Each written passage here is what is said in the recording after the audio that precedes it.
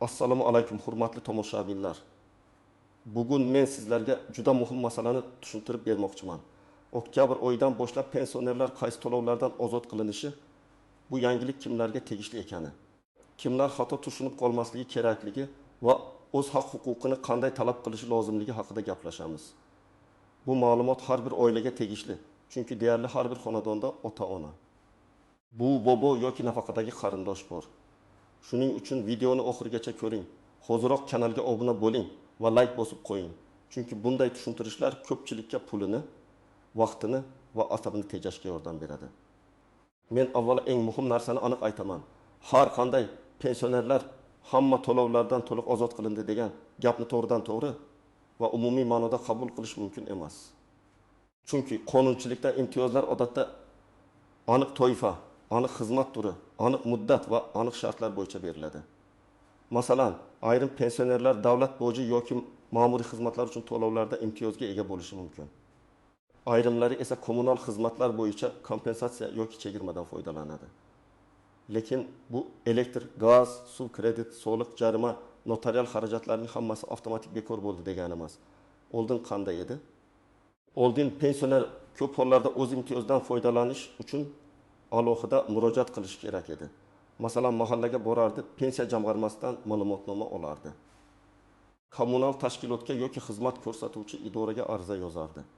Ba'zi joylarda ma'lumotlar elektron tizimda ko'rinmasdi. Natijada pensionerdan yana hujjat so'ralardi. Pensioner esa men nafaqadaman, nega yana isbotlashim kerak deb qiynalardi. Ayniqsa yosh katta insonlar uchun navbat kutish, hujjat yig'ish, idoradan idoraga yurish og'ir masala. Endi nima o'zgardi?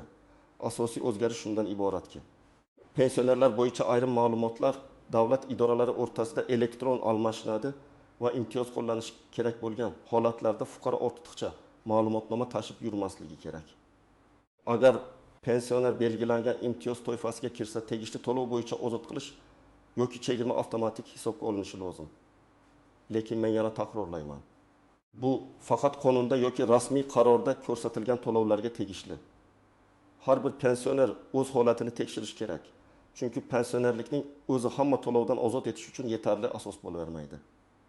Endi men sizlarga kimlar bundan xotirjam bo'lishi, kimlar esa albatta tekshirishi kerakligini oddiy tilda tushuntiraman. Birinchi navbatda yoshga doir pensiya oluvchilar, nogironlik pensiyasi oluvchilar, boquvchisini yo'qotganlik pensiyasi oluvchilar va ayrim ijtimoiy nafaqa oluvchilar o'zlariga tegishli imtiyozlar bo'yicha alohida e'tiborli bo'lishi kerak. Chunki amaliyotda odamlar pensiya va nafaqa tushunchalarini aralashtirib yuboradi. Tizimda esa bu toifalar alohida yuritiladi.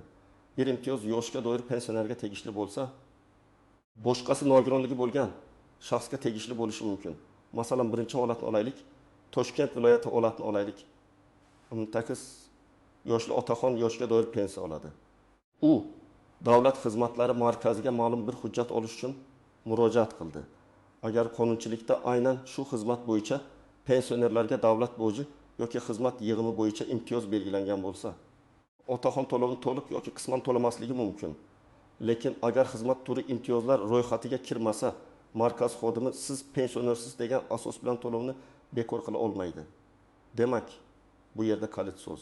Qaysi xizmat va qaysi to'lov? Ikkinchi misol. Samarqandda yashovchi onaxon kommunal xizmatlar bo'yicha har oy 370 ming so'm atrofida to'lov qiladi. U elektr, gaz, sovuq suv va chiqindi xizmatlari uchun alohida kvitansiya oladi. Agar uning toifasi kommunal kompensatsiya olish huquqiga ega bo'lsa, to'lovning ma'lum qismi davlat tomonidan qoplanishi yoki hisob-kitobda chegirma sifatida ko'rinishi mumkin. Lekin bu 320 ming so'mning hammasi bekor bo'ladi degani emas. Ayrim imtiyozlar faqat normativ doirasida qo'llanadi. Masalan, elektr energiyasi bo'yicha belgilangan ijtimoiy me'yor doirasida yengillik berilishi mumkin. Me'yordan oshgan qism esa odatdagi tarif bo'yicha hisoblanadi. Shuning uchun kvitansiyaga qarab, qaysi qatorga qanday summa yozilganini tekshirish kerak. Uchinchi misol. Farg'onada yashovchi yetim 2 yoshli pensionerning nomida uy bor. Lekin uyda 2 o'g'li, kelini va nabiralari ham yashaydi. Ba'zi imtiyozlar shaxsga beriladi, ba'zilari esa uy-joy yoki hisob raqamiga bog'lanadi. Agar imtiyoz pensionerning o'ziga tegishli bo'lsa, u faqat pensionerning ulushiga yoki uning shaxsiy majburiyatiga qo'llanishi mumkin. Agar to'lov butun xonadon iste'moliga qarab hisoblanayotgan bo'lsa, imtiyoz avtomatik ravishda butun oilaning barcha xarajatini nolga tushirib yubormaydi. Mana shu nuqtada ko'p tushunmovchilik chiqadi. Odamlar u egasi pensioner, demak hammasi bepul bo'lishi kerak deb o'ylaydi. Amalda esa xizmat kimga rasmiylashtirilgani, abonent kim ekani, yashovchilar soni va iste'mol hajmi muhim bo'ladi. 4-misol. Qashqadaryoda yashovchi pensioner bankdan kredit olgan. U oktyabrdan pensionerlar to'lovlardan ozod bo'ldi degan xabarni eshitib, kredit to'lovini to'xtatib qo'ydi. Bu juda xavfli xato. Kredit shartnomasi alohida fuqarolik huquqiy majburiyat hisoblanadi. Pensionerlik kreditni avtomatik bekor qilmaydi. Agar bank bilan qayta tuzish, muddatni uzaytirish, foizni kamaytirish yoki kredit ta'tili bo'yicha alohida kelishuv bo'lmasa, to'lovni to'xtatish jarima. Penya va kredit tarixining buzilishiga olib keladi. Shuning uchun men har doim aytaman, imtiyoz bor degan xabarni eshitgan zahoti to'lovni to'xtatmang, avval qaysi to'lov haqida gap ketayotganini aniqlang. 5-misol. Andijonda yashovchi nogironligi bo'lgan pensioner tibbiy ko'rik, dori-darmon yoki sanatoriy yo'llanmasi bo'yicha imtiyoz so'raydi.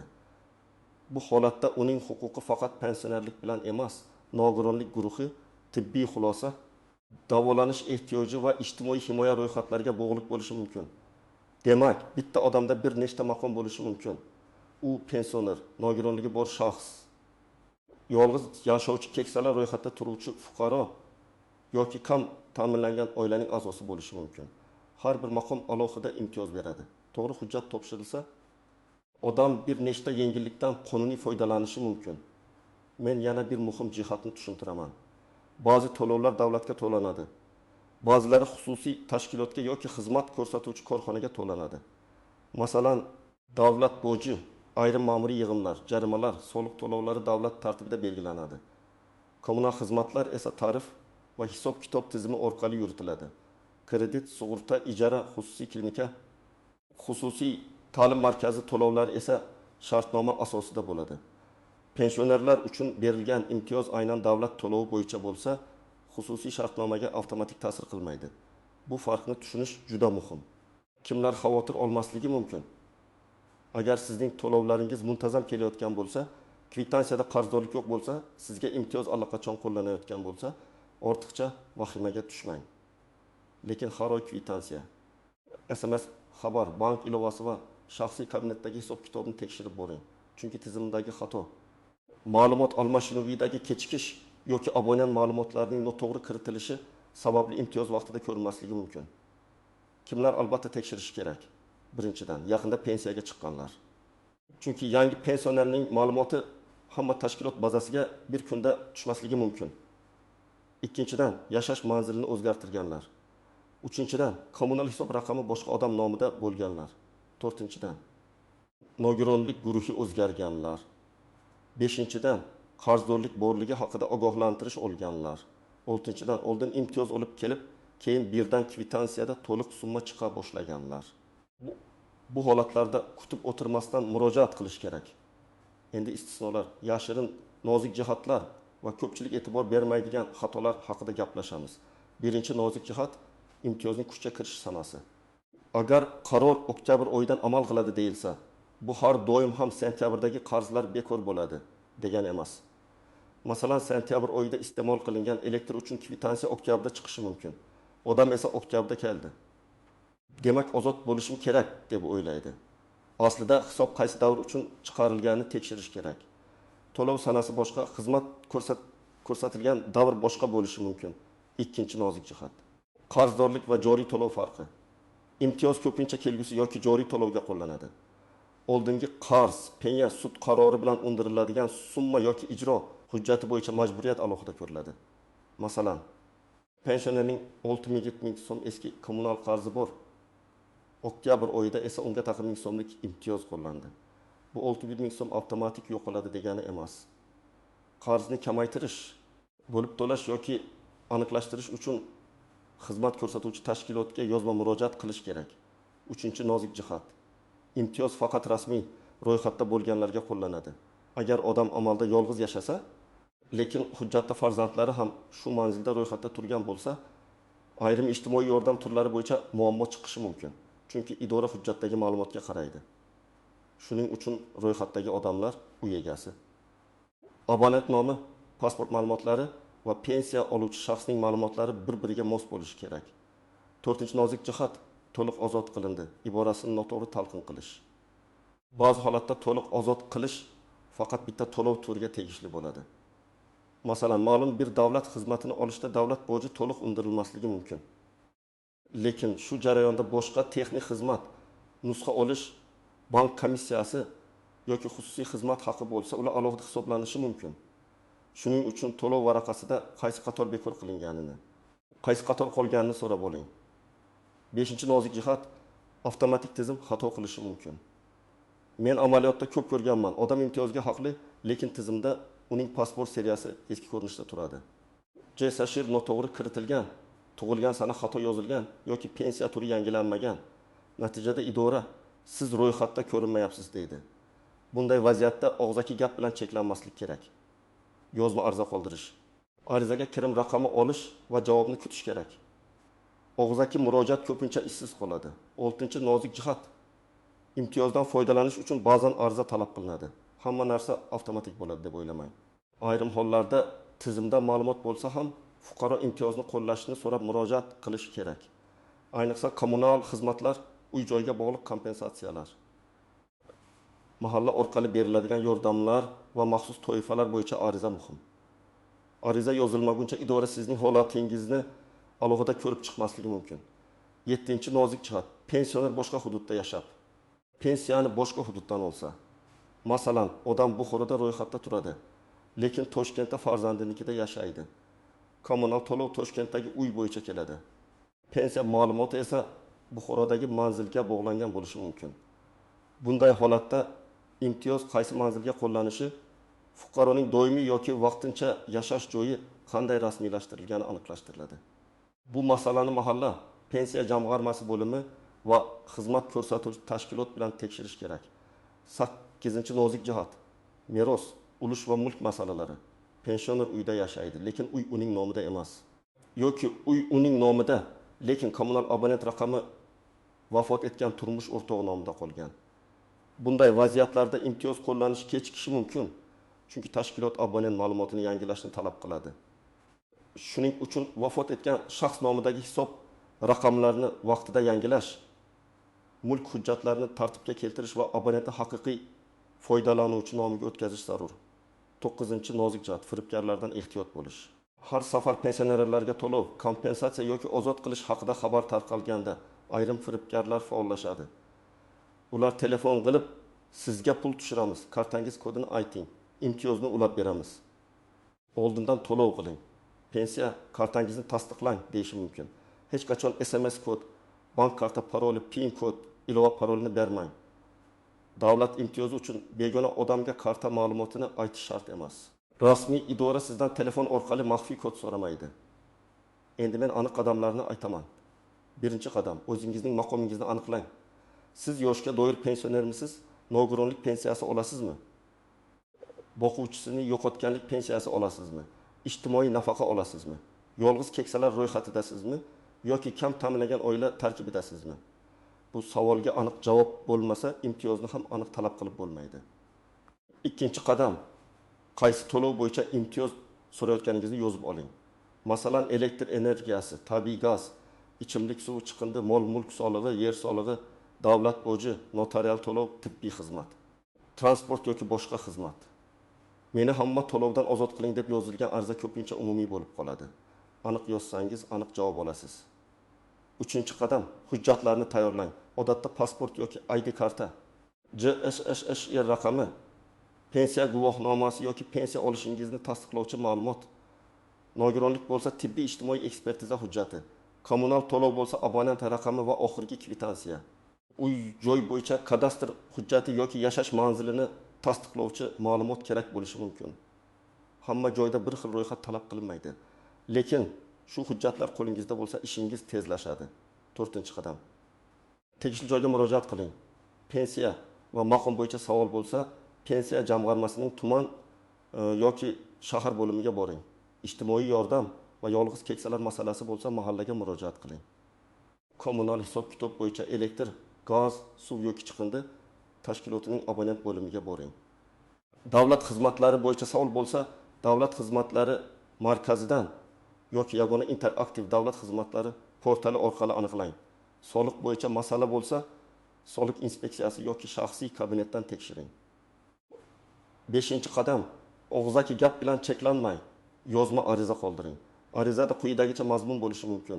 Men falonchi yoshga doir pensiya oluvchi fuqaro sifatida falon to'lov bo'yicha menga qonunchilikda belgilangan imtiyozni qo'llashni, hisob kitobni qayta tekshirishni va natijasi haqida yozma javob berishni so'rayman. Arizaga sanad, telefon raqami, manzil, abona raqami va hujjat nusxalarini ilova qiling. Eng muhimi, arizangiz kirim qilingan raqamni oling. Kirim raqami bo'lmasa, keyin murojaatingizni isbotlash qiyin bo'ladi. 6-qadam, kvitansiyani tekshiring. Agar sizga imtiyoz qo'llansa, u qayerda aks etganini so'rang. Ba'zan chegirma alohida qator bo'lib chiqadi. Ba'zan kompensatsiya keyinroq tushadi. Ba'zan esa qayta hisob-kitob keyingi oyda ko'rinadi. Masalan, oktyabrda ariza bergan bo'lsangiz, natija noyabr kvitansiyasida ko'rinishi mumkin. Shuning uchun 1 oy kutish kerak bo'lgan holatlar ham bo'ladi. Lekin kutish muddati o'tib ketsa, yana murojaat qiling. 7-qadam. Javobdan norozi bo'lsangiz, yuqori tashkilotga murojaat qiling. Masalan, tuman bo'limi javob bermasa, viloyat boshqarmasiga yozing. Kommunal tashkilot hisob-kitobni tushuntirmasa, uning hududiy boshqarmasiga yoki iste'molchilar huquqlarini himoya qiluvchi idoralarga murojaat qiling. Soliq masalasida shaxsiy kabinet orqali murojaat yuboring. Muhimi, har bir bosqichda hujjat, javob xati va kvitansiyalarni saqlab boring. 8-qadam. Yaqinlaringizga yordam bering. Ko'p pensionerlar telefon ilovasidan foydalana olmaydi. Elektron portalga kira olmaydi yoki hujjat matnini yozishda qiynaladi. Farzandlar, nabiralar, qo'shnilar bunday paytda yordam berish kerak. Lekin yordam berayotganda ham pensionerning roziligi bilan ish qiling. Uning karta ma'lumotlarini begonalarga bermang. Ishonchnoma talab qilinadigan joyda tartibga rioya qiling. Men pensionerlarga alohida aytaman. Hech kim sizni mensimaslikka, bu sizga tegishli emas deb og'zaki qaytarib yuborishga haqli emas. Agar siz savol bersangiz, sizga tushunarli javob berilishi kerak. Agar imtiyoz tegishli bo'lmasa, qaysi asosga ko'ra tegishli emasligi aytilishi kerak. Agar tegishli bo'lsa, qanday tartibda qo'llanishi tushuntirilishi kerak. Siz o'z huquqingizni xotirjam, hujjat bilan va tartib asosida talab qiling. Xulosa qilib aytaman. Oktyabr oyidan pensionerlarga tegishli ayrim to'lovlar bo'yicha yengilliklar, ozod qilish tartiblari yoki avtomatik hisobga olish mexanizmlari muhim ahamiyatga ega. Lekin buni hamma pensionerlar hamma to'lovni umuman to'lamaydi deb tushunish katta xato bo'ladi. Har bir to'lov turi, har bir maqom, har bir manzil va har bir hujjat alohida tekshiriladi. Eng to'g'ri yo'l kvitansiyani ko'ring. Maqomingizni aniqlang. Tegishli idoraga yozma murojaat qiling va javobni hujjat bilan oling. Agar siz yoki yaqinlaringiz shunday holatga duch kelgan bo'lsangiz, izohlarda yozing. Qaysi hududdasiz? Qaysi to'lov bo'yicha muammo bo'lyapti va sizga imtiyoz qo'llandimi yoki yo'qmi? Men keyingi videolarda eng ko'p uchrayotgan savollarni alohida tushuntirib beraman. Videoga like bosing, kanalga obuna bo'ling va bu ma'lumotni pensioner yaqinlaringizga yuboring. Chunki bitta to'g'ri tushuntirish ko'p oilani ortiqcha xarajat va sarsonlikdan saqlab qolishi mumkin.